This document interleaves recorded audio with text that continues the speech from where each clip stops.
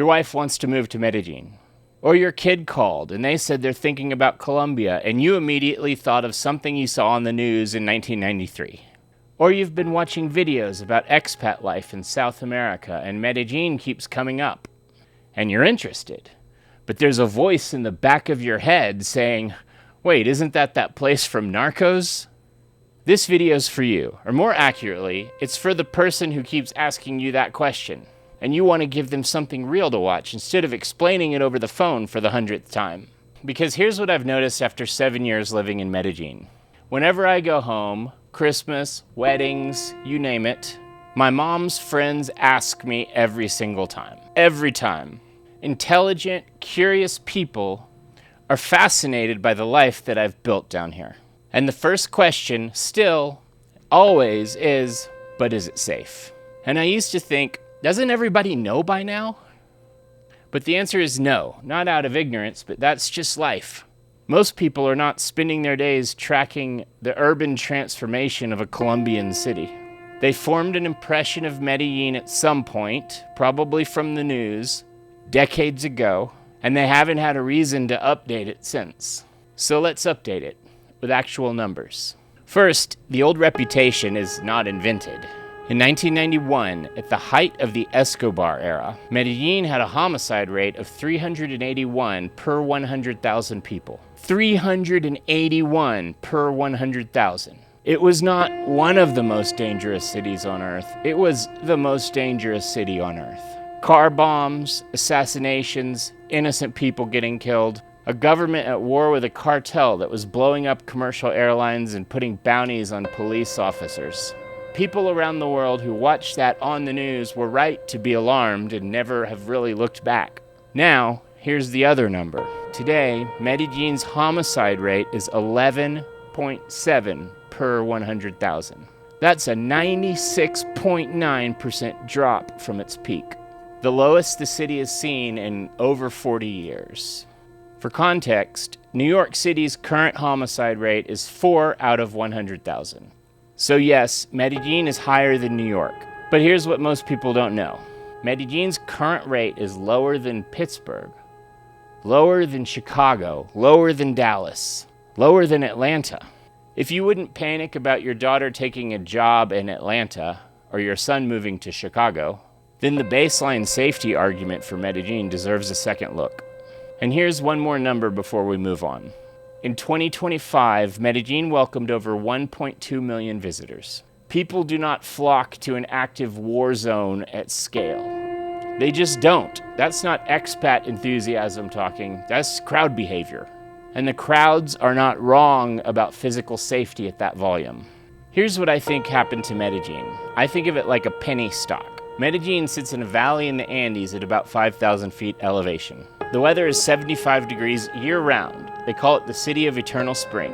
It has a metro system, a world-class public library network, innovative urban architecture, one of the most creative and entrepreneurial cultures in Latin America, extraordinary food, extraordinary people, a cost of living that makes most American cities seem like a joke. None of that went away during the violence. The bones of the city were always there. When a city is at war, when it's generating the kind of headlines that Medellin was for 20 years, everything gets artificially suppressed. Prices, wages, investment, infrastructure development, international recognition, all of it held down by the weight of a reputation. What you're watching now is a city finally catching up to what it's always been worth. I'm not trying to make a sales pitch. It's just what happens when a fundamentally strong asset spends decades being undervalued because of circumstances that have changed. The investors know it, the architects know it, the chefs know it, and increasingly, people who are building their lives there, here, instead of waiting for permission from the news cycle, they know it too. So how did it happen? Because a 96.9% drop in homicides doesn't come from nowhere. A few things converged. The first is cameras. Medellin invested heavily in a public surveillance infrastructure. Thousands of cameras across the city, integrated with a real-time monitoring system. People who grew up in certain American cities where surveillance feels like overreach sometimes bristle at this. But here's what's hard to argue with. It worked. When people know they're being watched, certain types of crime doesn't happen. And when crime does happen, the footage exists.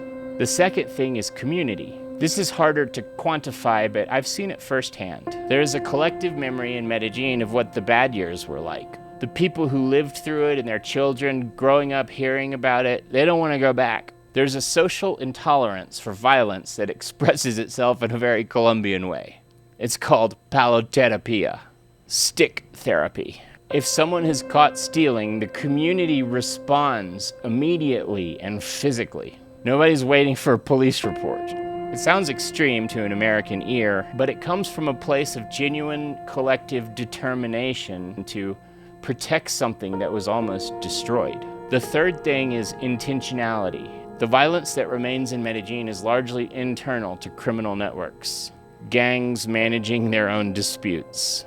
It's not random, and it doesn't reach into the daily life of a visitor unless you go looking for it. And here's the data on that. Criminologists studying the city have found that 50% of Medellin's remaining homicides occur in less than 1% of its total street segments. That's how they count it. Largely in peripheral neighborhoods or certain parts of El Centro after dark.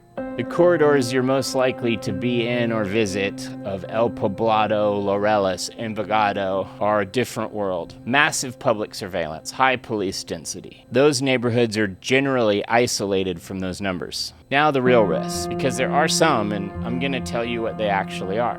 Before I do, one more stat that reframes this entire conversation. Security analysts who study crime involving foreigners in Medellin have found that over 80% of violent incidents occur in very specific situations. Between midnight and 6 a.m., encounters initiated with dating apps, situations involving a darker side of tourism, you can maybe guess what it is, narcotics, things that go with that. What that means is if you are a remote worker, a retiree, a couple relocating, a family, a digital nomad, and you're not doing those specific things in those specific windows, the violent crime rate that applies to you is not 11.7%. It's functionally near zero for violent offenses. The question changes from, is this city safe, to, are your habits safe? Which is a very different conversation. But the risks that exist for ordinary residents are worth naming clearly. The fleteros, motorcycle thieves, two people on a bike moving fast. They snatch phones, bags, chains. It happens in certain areas more often than others. Laureles is an easy getaway spot, lots of roads in and out, so it'll happen there more. The city of Cali has actually banned two men on a motorcycle. And you'll notice many stores in Medellin, including the flower shop across the street from my studio, they have signs on the door, no entry, with helmets on. You gotta show your face to go inside and buy your sweetheart some roses. Practically, it's simple. Don't walk around with your phone out in unfamiliar areas. Don't wear obvious jewelry. Be aware on busy streets. Don't stick your phone out into the road in oncoming traffic to take a picture. It's almost like giving it to the flatero. I film with cameras and walk around with a phone everywhere, all over the city, and I've never had a problem. But then again, this is the same advice you'd give anyone, anywhere visiting a major city, including American ones. Scopolamine. This one is very specific and almost entirely avoidable if you know about it. It's a drug that can be slipped into a drink, renders you compliant, erases short-term memory. It lives almost exclusively in those risk scenarios and windows I was just describing. Dating apps with strangers, nightlife with people you don't know, inviting unknown people to your home, Airbnb, hotel. Don't let strangers make you drinks. Don't go home with someone you just met on an app.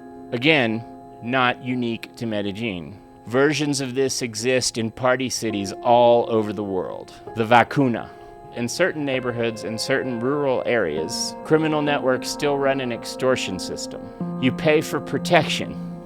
It's really just protection from them. Think of the historical Italian-American mob structure in New York. It's typically not something you will ever encounter or reach into expat neighborhoods or the main commercial corridors of the city. If you're thinking about buying a finca, a rural property, it's worth researching the area, and there are beautiful areas completely free of this. You just need to know which is which, and all the locals do. Police. I'll tell you my story. I was in a taxi once, legal taxi, everything proper. and the police pulled us over.